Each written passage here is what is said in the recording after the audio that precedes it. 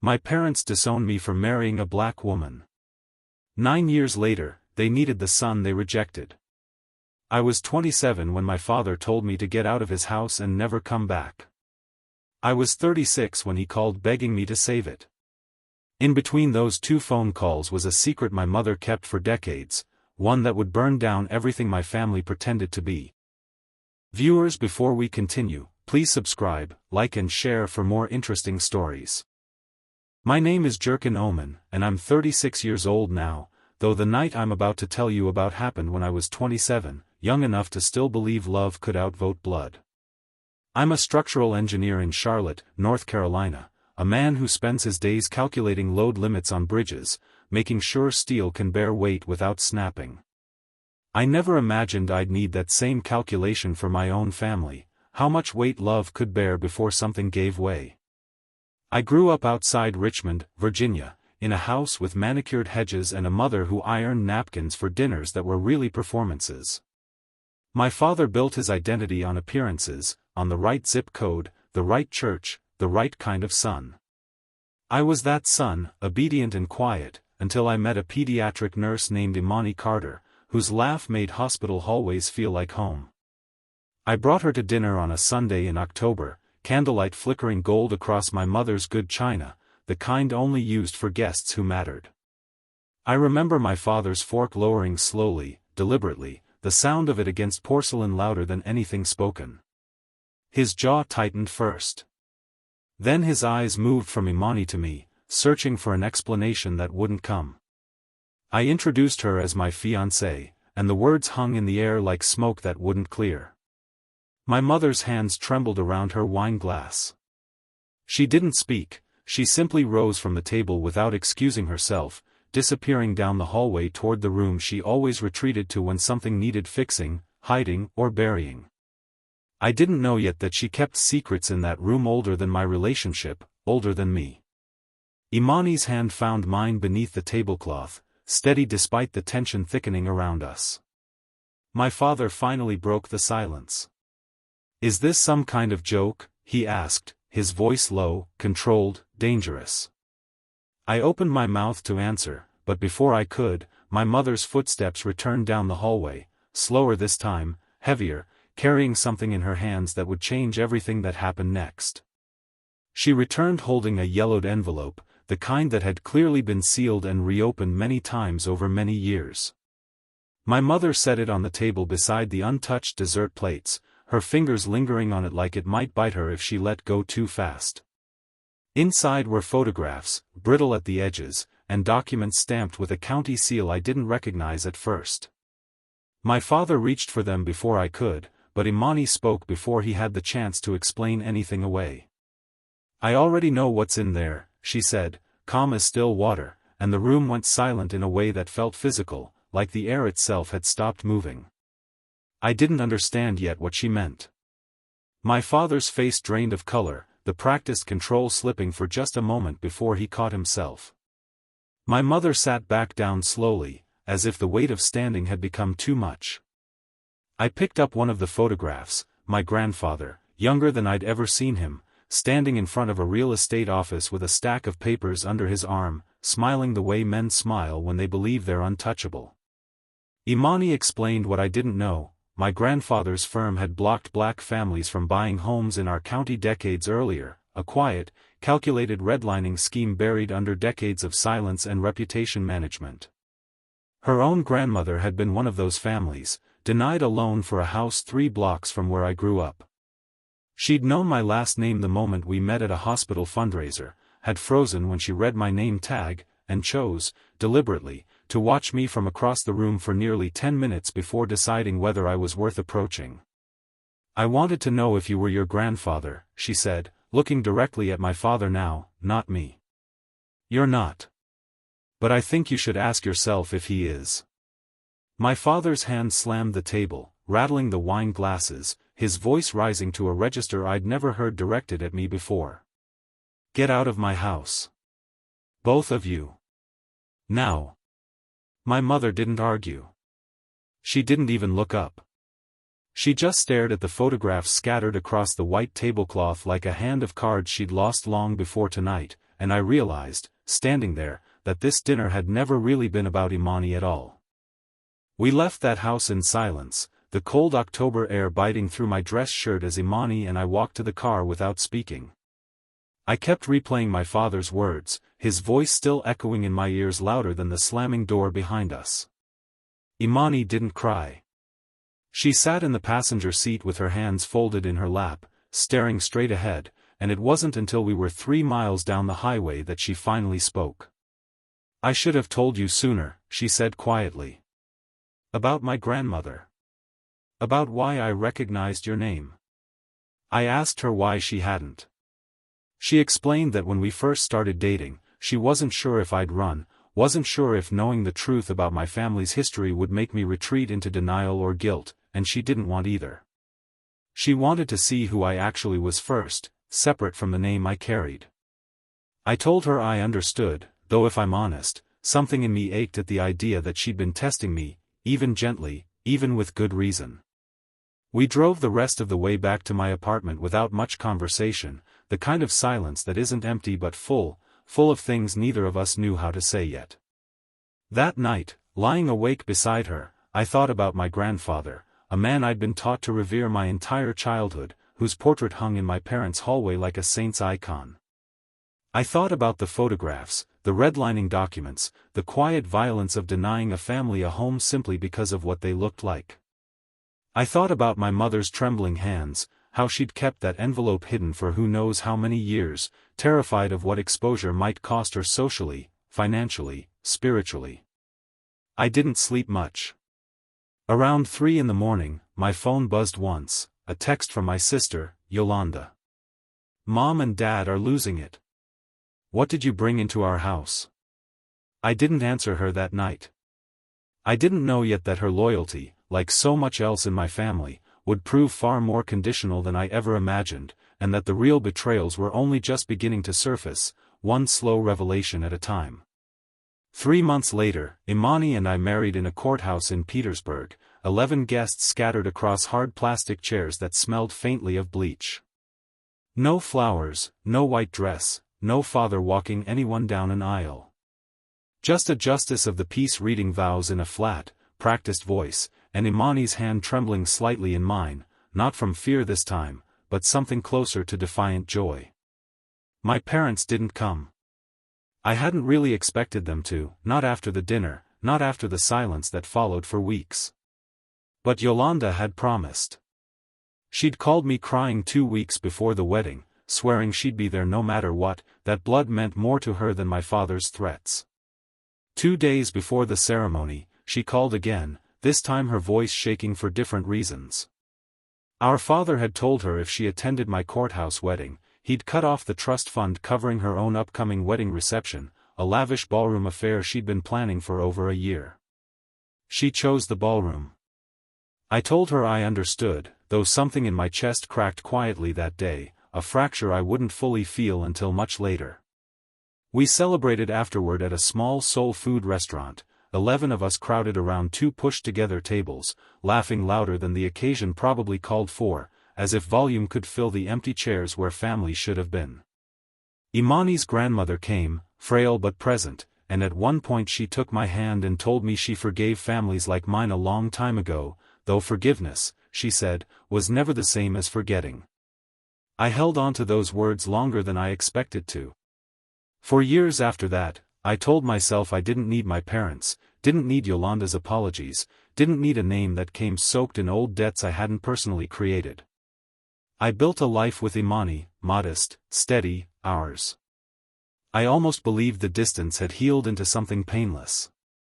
Then, 9 years later, on an unremarkable Tuesday evening while I was grading blueprints at my kitchen table, my phone rang, and the screen lit up with 2 words I hadn't seen in nearly a decade, Dad calling. I stared at the screen longer than I should have, my thumb hovering over the answer button while the phone buzzed insistently against the table. Imani looked up from the stove, sensing something in my stillness before I even said a word. I finally answered, and the voice that came through was unmistakably my father's, though aged in ways 9 years shouldn't have allowed, thinner, cracked at the edges, missing the commanding weight it once carried. "Your mother is sick," he said, without greeting, without apology. Stage 4. She's asking for you. I felt the floor tilt slightly beneath me, the kitchen suddenly too bright, too loud with the sound of boiling water behind me. I asked him why now, why after 9 years of silence he was calling instead of writing, instead of reaching out through Yolanda the way he'd done with everything else. He paused, and that pause stretched long enough that I knew immediately something else was hiding inside it. She wants to see you, he repeated, deflecting. I asked again, more firmly this time, what exactly he needed from me, because men like my father didn't make phone calls out of pure sentiment. I'd learned that lesson at 27, and I wasn't about to unlearn it now. He cleared his throat, and for a moment I thought he might actually be honest with me. Instead, he simply said, "Just come, Jerkin. There isn't much time." I hung up and sat there for a long moment, the phone heavy in my hand, while Imani crossed the kitchen and wrapped her arms around me from behind without a word. She didn't ask if I was going. She already knew the answer before I did. That night, I lay awake replaying every memory I had of my mother, her trembling hands around that envelope 9 years ago, her silence at the dinner table, the years of birthday cards that stopped coming, the wedding she didn't attend. I thought about forgiveness, about whether it was something you owed people simply because they were dying, or something that had to be earned even in the final hours. I didn't have an answer yet. But by morning, I'd booked a flight to Richmond, leaving Imani behind for what I told myself would only be a few days. The hospital smelled the way all hospitals smell, antiseptic layered over something sadder underneath. I found my father pacing the corridor outside my mother's room, his shoulders hunched in a way I'd never seen on a man who used to fill every room he entered. He looked smaller. Older. Guiltier, though I couldn't yet place why.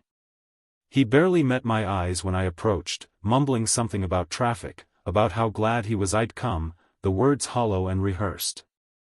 I asked to see my mother, and he hesitated just long enough to confirm my suspicion that this visit wasn't only about her.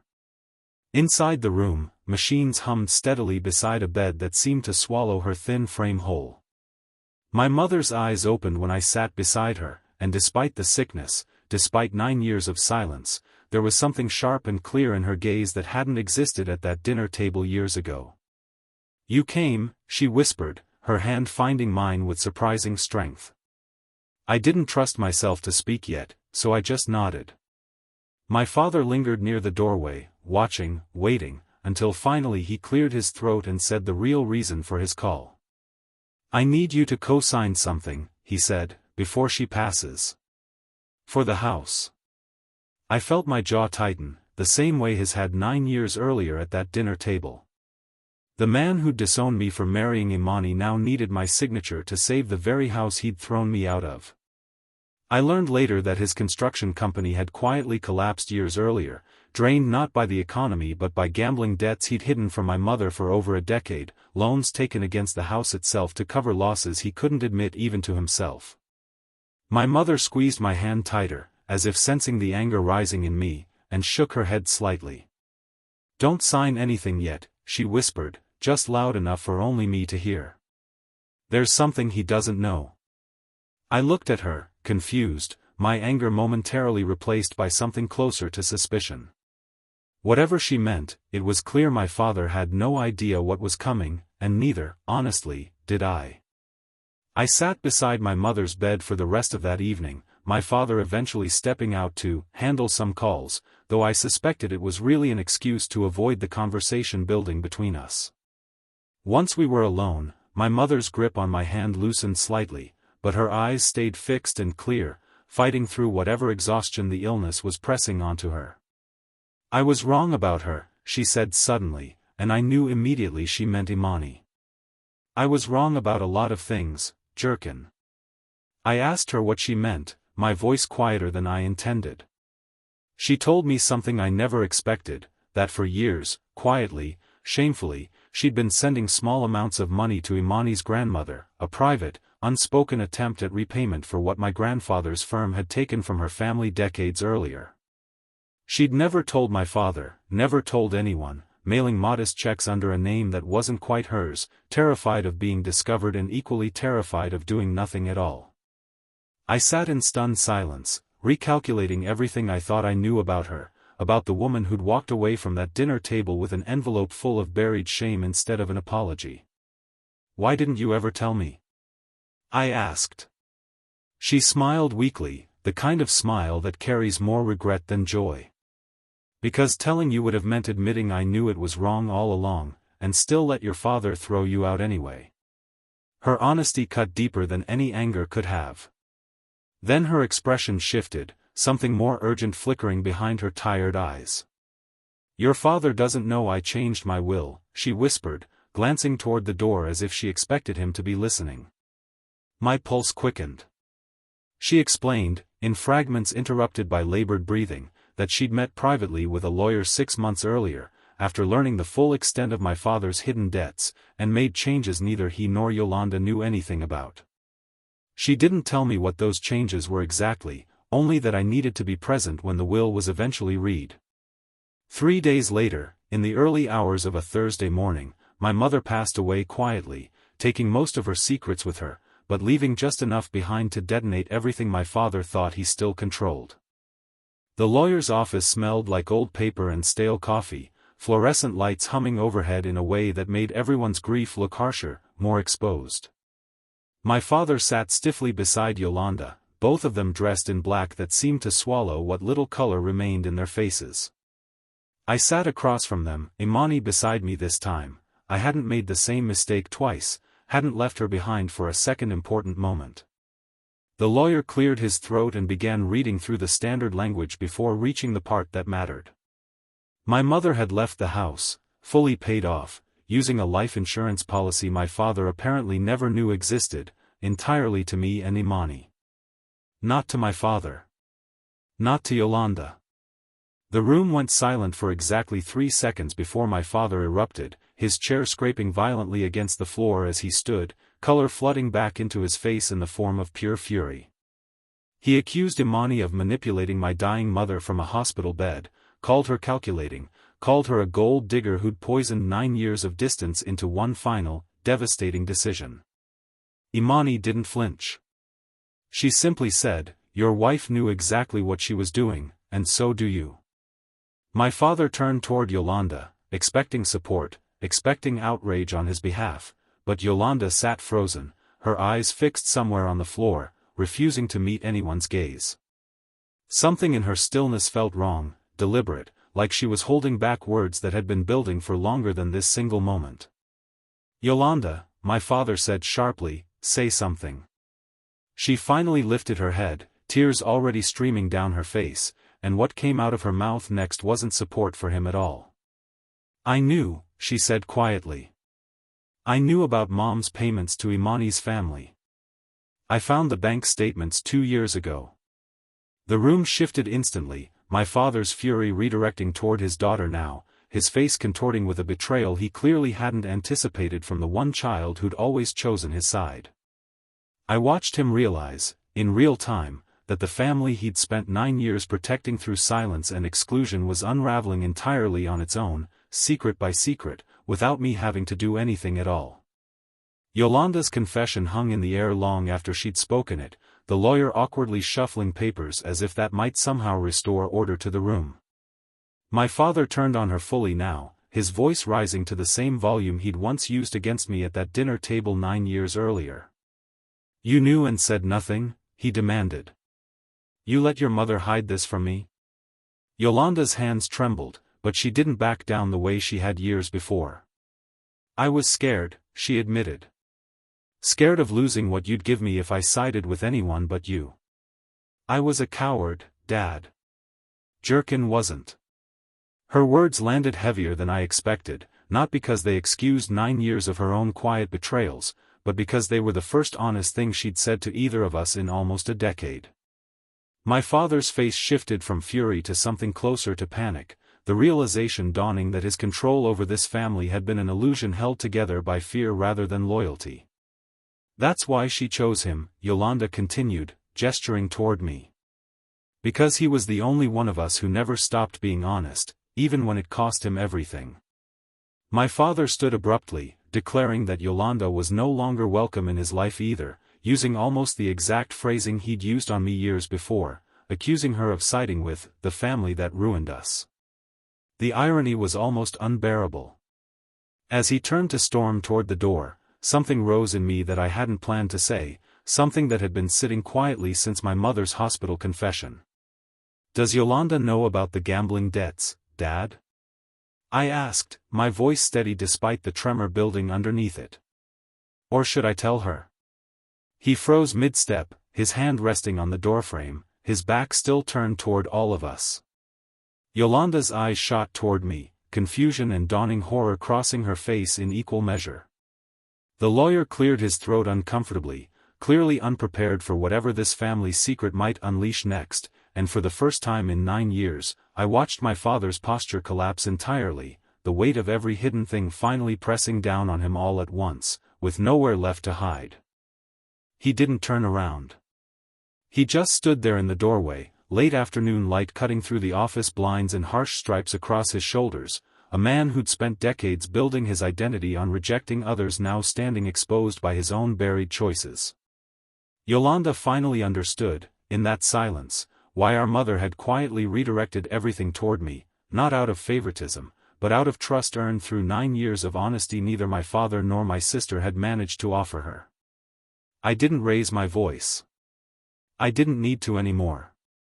I told him simply that Imani and I would help cover enough of the remaining house debt to prevent foreclosure, not as forgiveness, not for his sake, but because our mother had asked, and because Imani's grandmother deserved to see her family's name finally connected to that house with dignity instead of denial, closing a circle that began with my grandfather decades earlier. My father left without another word, the door clicking shut behind him with a finality that felt different from the slam 9 years prior, quieter, but somehow more permanent. I haven't heard from him since. Weeks later, Imani and I stood together in that empty house, rollers in hand, repainting walls my grandfather once used to draw invisible lines around who belonged and who didn't. Yolanda calls me every Sunday now, her voice still carrying traces of guilt, but also something steadier, something rebuilding itself one honest conversation at a time. We talk about Mom often, about the secret payments, about the version of her we only discovered after she was gone. Imani's grandmother visited the house once, standing quietly in the doorway for a long moment before stepping inside, and I watched nearly 50 years of unspoken history settle gently into something that finally resembled peace. I used to think family was something you were born into, fixed and unchangeable. Now I understand it's something you choose, again and again, especially when the people who share your blood refuse to share your truth. For months after that lawyer's office, my father resurfaced, not at my door, but at Yolanda's, asking for something that would test her loyalty all over again. That's a story for another time.